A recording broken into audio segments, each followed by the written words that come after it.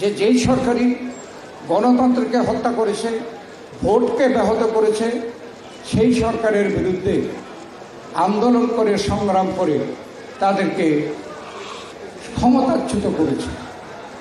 হোসেন মোহাম্মদ এরশাদ ক্ষমতায় এসে ঠিক একইভাবে গণতন্ত্রকে হত্যা করে গায়ের জোরে ক্ষমতা টিকে থাকতে চেয়েছিল এবং এদেশের ছাত্র জনতা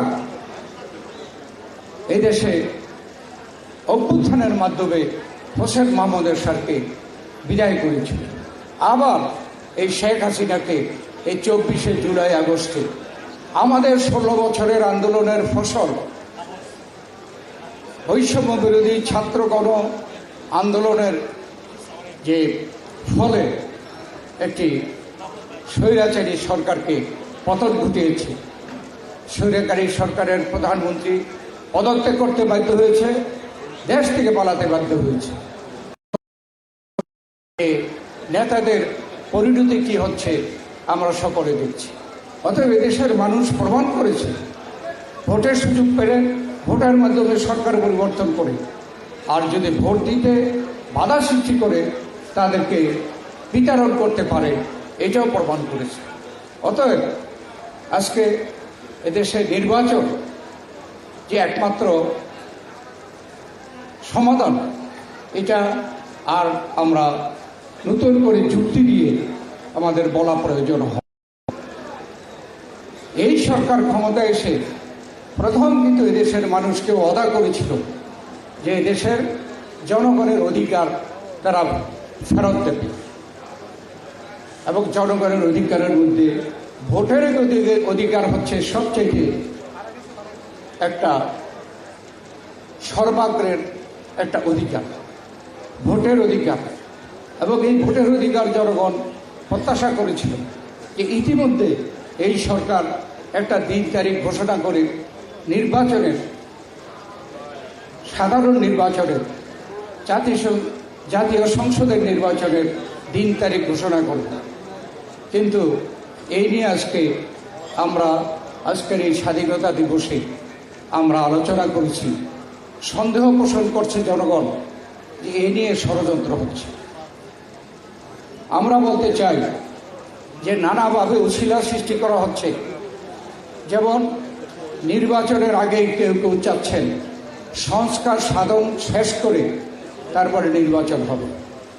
কোনো সংস্কারই কোনো একটি সরকারের পক্ষে সমাপ্ত করা সম্ভব না।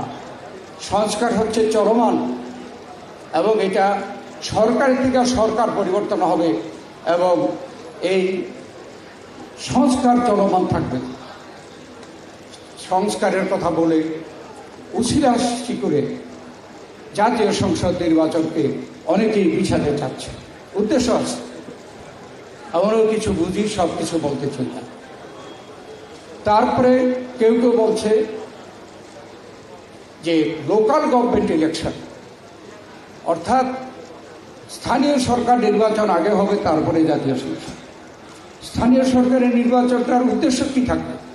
ইউনিয়ন পরিষদের চেয়ারম্যান, মেম্বার, উপজেলায় চেয়ারম্যান এবং কাউন্সিলর, পৌরসভার মেয়র, কাউন্সিলর, তাদের কি দায়িত্ব থাকে একটি দেশের আইন প্রণয়ন করা?